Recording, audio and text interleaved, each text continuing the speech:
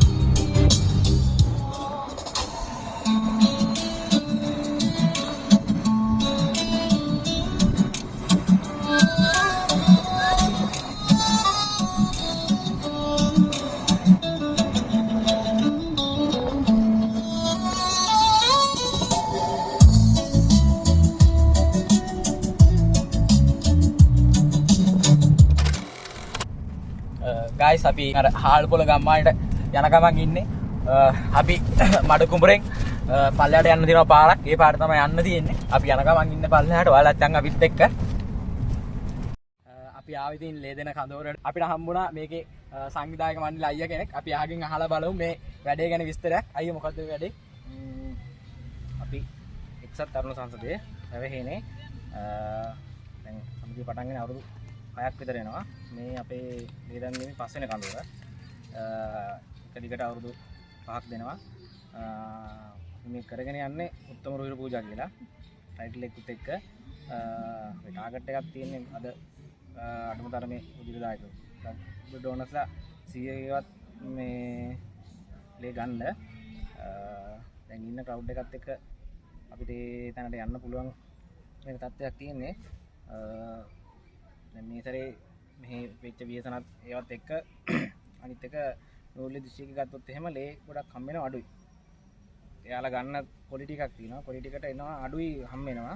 ඉතින් එහෙන් හම්බ වෙන බ්ලඩ් මේ බැංක් තියෙන තැන් වලින් ලොකු chance එකක් තියෙනවා මේ ජාති උද්දිත පාලන සේවයට අවශ්‍ය මේ රුධිර මේ සාම්පල් ලබා ගන්න. ඉතින් අපි ඒ වෙනුවෙන් තමයි මහන්සි වෙන්නේ. අවුරුදු පතා හැම අවුරුද්දකම දෙසැම්බර් 25 වෙනිදාට ඉන්නේ වෙන් කරගෙනම තමයි මේ වැඩේ කරගෙන යන්නේ.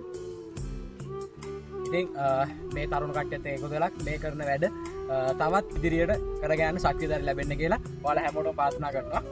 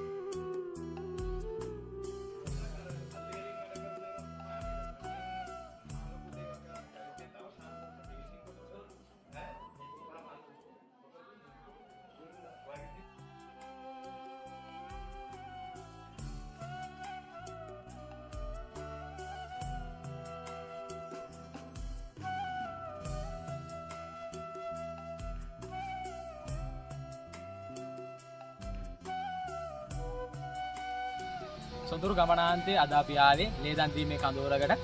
ඉතින් අද එපිසෝඩ් එක මෙතනින් අපි නවත්තන්න යන්නේ.